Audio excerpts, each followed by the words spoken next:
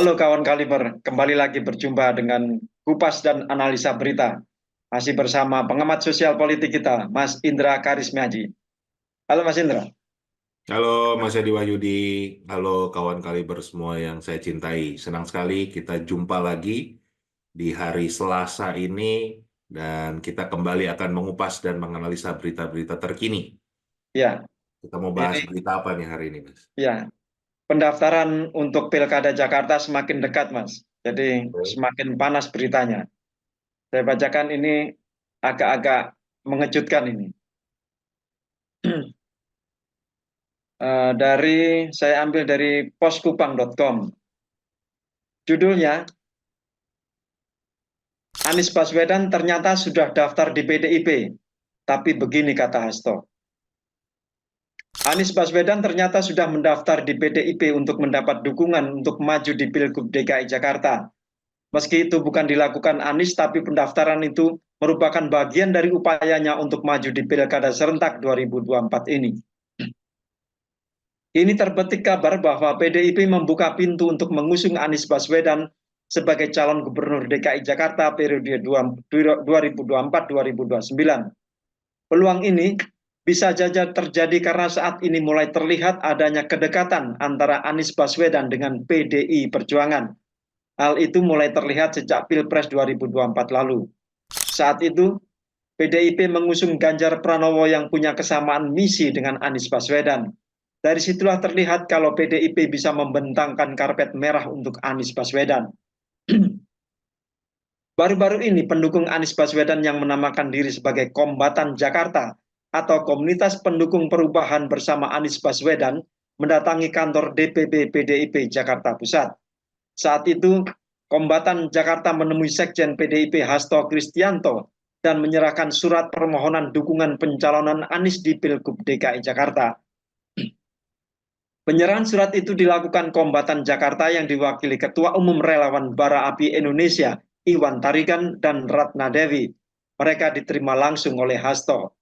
Tujuan ke partai pimpinan Tujuan ke partai pimpinan Megawati Soekarno Putri itu adalah agar PDIP segera memberikan dukungannya kepada Anies untuk bersedia dicalonkan sebagai gubernur DKJ di periode kedua, kata Iwan Tarigan kepada wartawan.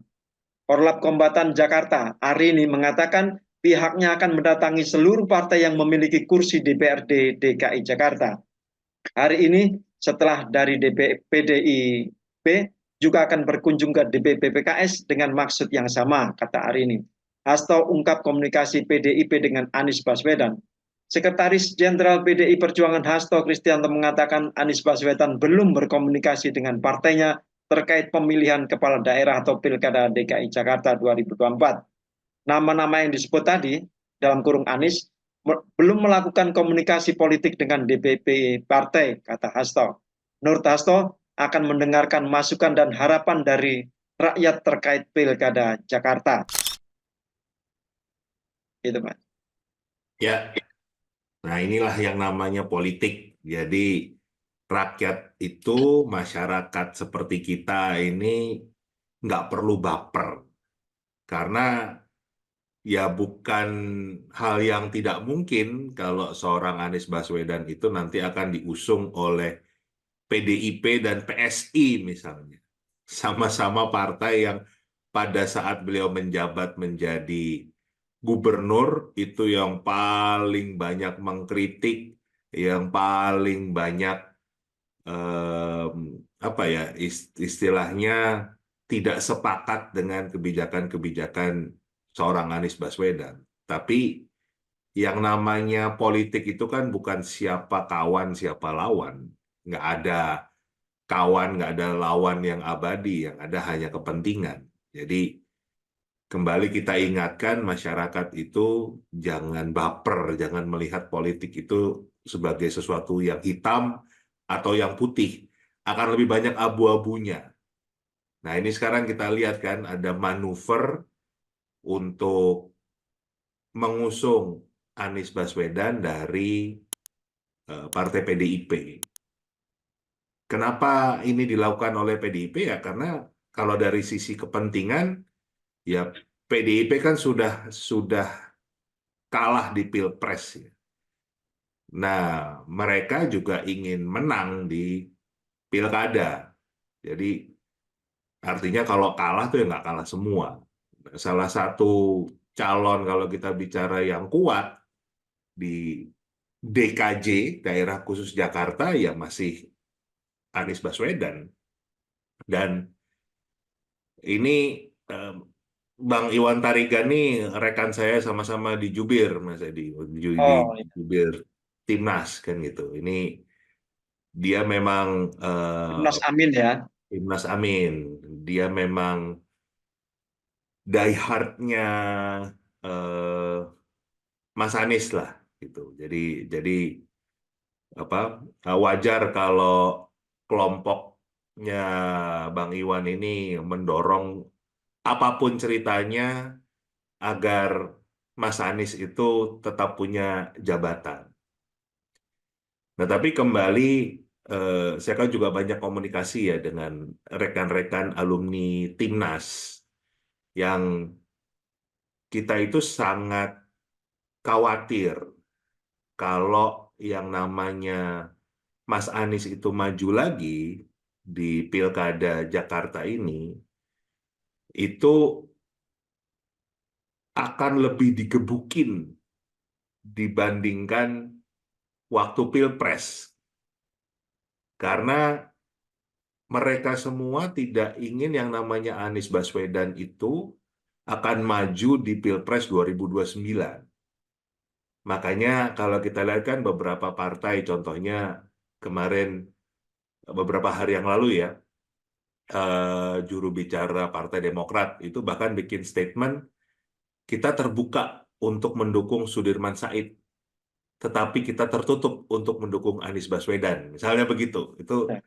Itu sebetulnya kan kalau dibalik apa yang disampaikan, sebetulnya yang paling mereka takuti adalah kalau sampai Anies Baswedan maju di Pilpres 2029, kemungkinan seorang AHY untuk berkontestasi di Pilpres itu lebih berat.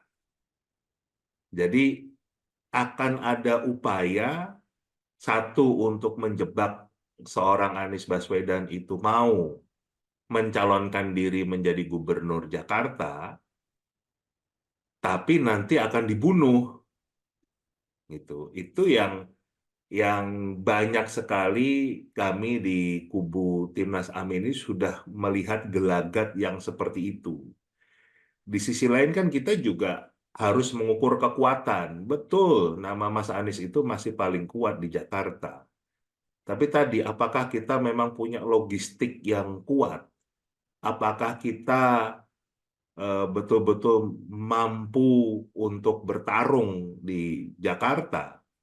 Dalam arti kalau dibom lagi dengan bansos, kita juga harus ingat ya, yang sekarang menjadi pejabat gubernur itu bukan orang yang netral, tetapi memang orang istana kan, beliau bahkan masih menjabat punya jabatan di istana.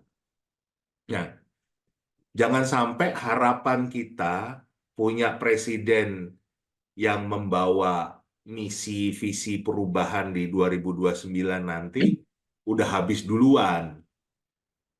Nah, itu yang kita sangat khawatirkan. Lagian juga ini kan istilahnya tadi, Mas. Ini kita ini habis digebukin habis-habisan. Ya kan kondisinya lagi berdarah-darah, lagi capek-capeknya kan gitu karena kemarin digebukin di Pilpres.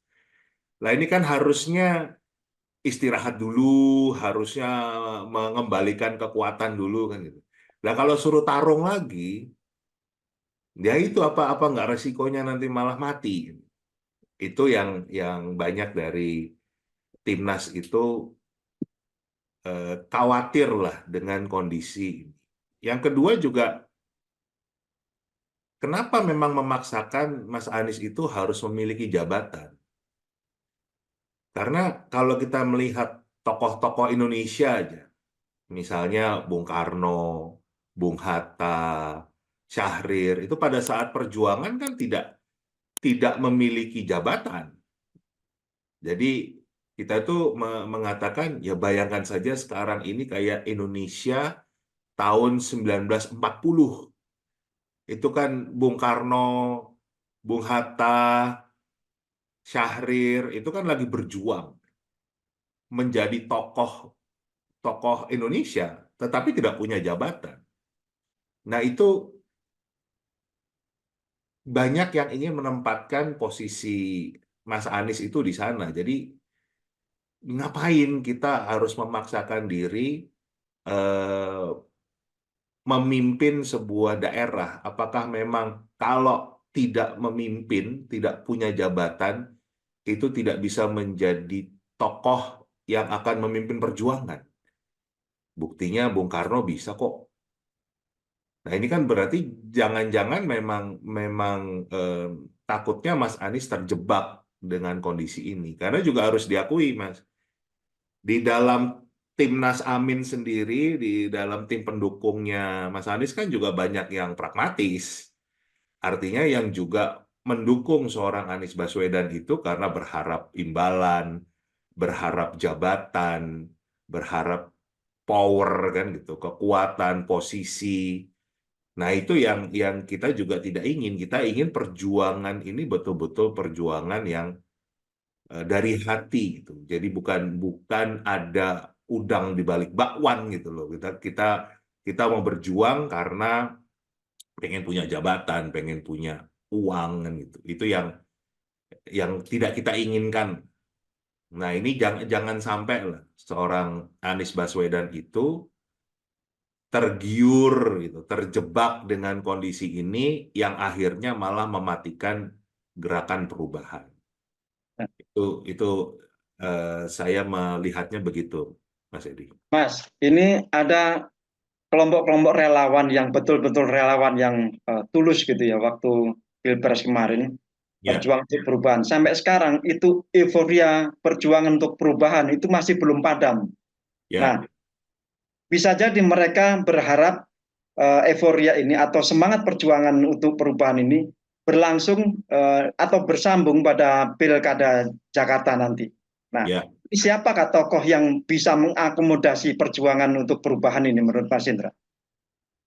jadi begini tadi ya, ini yang pembicaraan di teman-teman alumni Timnas Amin, ya, kan gitu. Artinya perjuangan untuk perubahan itu tetap harus dilakukan. Jadi ada orang-orang dari eh, koalisi yang tadinya mengusung perubahan itu harus maju ke pilkada. Jadi berupaya merebut posisi menjadi kepala daerah kembali untuk kita misi perubahan itu tetap ada walaupun tidak di level nasional tapi di level daerah. Makanya kan kita juga pernah bahas, Mas, bagaimana kita mendorong misalnya Pak Edi Rahmayadi untuk menjadi gubernur di Sumatera Utara. Walaupun lawannya berat, lawannya menantu presiden, ada eh, Mas Bobi Nasution di sana, dan kemungkinan juga akan bertarung melawan Pak Basuki Cahayapurnama, Pak Ahok di sana dari PDIP. Tapi kan tetap ada wakil dari koalisi perubahan untuk memperjuangkan perubahan. Kemudian misalnya ada Pak Wahidin Halim di Banten. Ini tempatnya Mas Edi nih. Itu juga akan akan keras bertarung dengan Bu Airin dari Golkar yang katanya malah berpasangan dengan Rano Karno dari PDIP kan. Ini kan udah loncat koalisi nih dari yang 02 gabungnya sama 03. Tapi itulah termasuk di Jakarta. Di Jakarta sendiri ya kita memang harus punya figur yang kuat. Kita ingin memenangkan Jakarta. Ya satu-satunya tokoh yang sekarang betul-betul merepresentasikan perubahan ya Pak Sudirman Said. Itu itu menurut saya sih yang paling pas ya untuk maju di Jakarta. Artinya gini loh, kita sebagai pendukung perubahan itu ya apa? memang punya harapan yang besar. Tapi jangan terus kita nyuruh Mas Anies berantem terus gitu loh. Apa suruh yang maju perang terus kan gitu.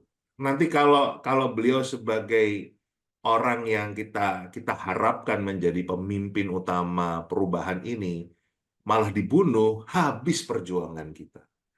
Jadi namanya namanya perang itu kan harus pakai strategi, ya kan?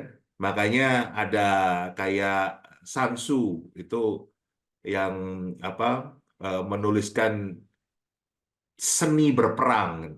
Itu kan hal-hal yang bisa kita kita juga pakai dalam berperang untuk kita ini kan memperjuangkan perubahan, mengembalikan kewarasan bernegara, kita ingin menghadirkan keadilan, kesejahteraan itu semua itu perjuangan itu kita nggak hilang. Jangan sampai berbelok menjadi memperjuangkan kekuasaan.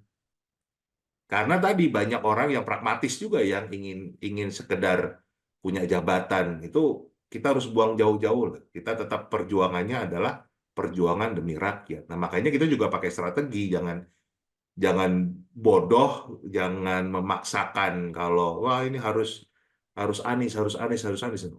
Kita justru harus memperkuat seluruh Indonesia kalau kita mau bicara betul-betul memperjuangkan perubahan. Dan daerah-daerah lain kita juga berharap seperti itu. Ada wakil-wakil yang punya visi misi perubahan, mengembalikan kewarasan bernegara, menghadirkan keadilan, kesejahteraan untuk semua, itu muncul. Bukan sekedar untuk mencari kekuasaan. Ya, ini mudah-mudahan menjadi sedikit pencerah bagi para relawan perubahan kemarin itu, yang bahkan yang tidak tergabung dalam simbol-simbol relawan. Ini relawan relawan murni ini. Itu masih bingung. Saya sering mendapat pertanyaan, ini gimana Pak Anies jadi maju nggak? Berhadapan sama Pak Sudirman Said nggak? Nah ini nanti kita ikuti aja perkembangannya, informasinya kita ikutin terus, dan Kaliber akan memberikan kupasan tentang Pilkada DKI ini secara mendalam lagi nanti. Ikuti Nah, terus yang kami kali ini. yang harus diluruskan, Mas, tidak ada perseteruan antara Mas Anies Baswedan dan Pak Sudirman Said. Itu kan juga ada pihak-pihak yang berupaya menggoreng ya. Tapi yang jelas tidak ada perseteruan, hubungan mereka baik-baik saja, masih suka komunikasi, bahkan terakhir yang saya tahu persis Mas Anies itu datang ke rumahnya Pak Sudirman Said. Jadi kondisinya itu baik-baik saja. Tapi ya memang eh, banyak kita bicara alumni Timnas Amin itu berpikirnya strategis. Jadi ya ngapain juga kita kita maksain Mas Anies terus suruh perang kan gitu. Sedangkan kita tahu kekuatan kita tidak tidak ya hasil dari Pilpres kemarin kan kelihatan ternyata niat, ternyata semangat itu apa ya kalau istilahnya kan kapasitas ternyata kalah, elektabilitas kalah, popularitas kalah. Yang menang isi tas. Gitu.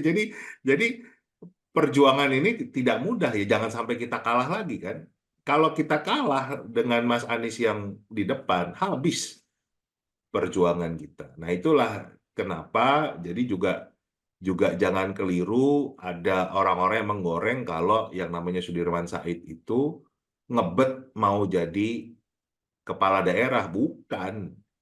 Justru itu bagian dari bagaimana strategi dan menariknya gini, Mas. Pak Sudirman Said itu punya hubungan yang dekat dengan partai-partai lain, termasuk partainya Pak Prabowo, Gerindra. Jadi beliau kan waktu 2019 atau 2018 ya, saya lupa, bareng apa waktu bertarung dengan Ya, Mas Jawa Ganjar Tengah. di di Pilgub Jawa Tengah, itu yang ngusung Gerindra. Jadi hubungannya itu dekat. Nah, ini bukan terus artinya Mas Sudirman Said itu mau menjadi pengkhianat gitu. Tetapi di situ akan menunjukkan kalau apalagi nih ya, betul-betul hubungannya bisa dibuat yang kondusif gitu dengan Gerindra atau partai-partai yang lain, upaya untuk menjegal itu otomatis berkurang. Jadi kalau kita pakai bahasanya Pak Mardhani Alisera, kan kemarin saya podcast bareng beliau dengan Mbak Tantri ya, kelompok yang berkompetisi dengan kita di Pilpres kemarin, itu selalu melihat yang namanya Anies Baswedan itu sebagai anak macan. Ya, jangan sampai anak macan ini besar, kemudian malah menerkam mereka. Jadi berupaya untuk ngandangin, mengerangkengnya, atau bahkan membunuh. Gitu. Nah, jadi kalau yang maju itu seperti Pak Sudirman Said, orang nggak pernah ngelihat dia sebagai anak macan. Jadi malah orang yang bisa diajak kolaborasi, kerjasama, dan itu akan berdampak positif buat rakyat Jakarta karena nggak diganggu gitu. Kalau kalau ini bukan berarti terus kong kali kong untuk merugikan rakyat ya, tapi kita ngelihat dari sudut pandang yang berbeda, ini akan bermanfaat buat rakyat Jakarta juga karena tidak akan banyak perseteruan, pertentangan antara katakanlah pemerintah pusat dan pemerintah daerah. Gitu. Itu yang satu hal juga harus difikirkan oleh rakyat Jakarta. Kalau yang namanya Anies Baswedan katakanlah bertarung dan misalnya betul-betul sakti bisa menang di Jakarta, itu juga nggak terus masalah selesai. Itu bisa dihambat, diganggu dalam proses ini. Bahkan mungkin bisa dijebak untuk kasus-kasus korupsi misalnya. Itu kan mati juga nanti, Mas. Ya kan bayangin aja misalnya menjabat setahun tiba-tiba dikenakan kasus korupsi atau yang lainnya, kemudian sampai masuk lah kan gitu. Habis nih perjuangan kita. Jadi hal-hal seperti itu juga yang harus kita pikirkan, jangan pakai kacamata kuda kan gitu loh. Segala sesuatu itu betul-betul kita bicara untuk masa depan bagaimana. Apa langkah yang terbaik buat kita semua. Itu, Mas. Ya, itu. Yang saya garis bawahi tadi adalah kalau ada orang-orang yang rukun, itu janganlah pihak-pihak yang menginginkan ketidakrukunan itu terjadi. Jadi kita mesti menjaga kerukunan antar semua pihak, siapa aja pihak itu. Lebih baik rukun daripada terpecah belah. Itu juga yang terjadi bangsa Sepakat. kita. Ya, terima kasih Mas Indra. Terima kasih kawan Kaliber. Jangan lupa tulis di kolom komentar pendapat Anda tentang tokoh yang pantas untuk maju di Pilkada Jakarta 2024. Terima kasih Mas Indra, terima kasih kawan Kaliber. Sampai jumpa. Sampai jumpa.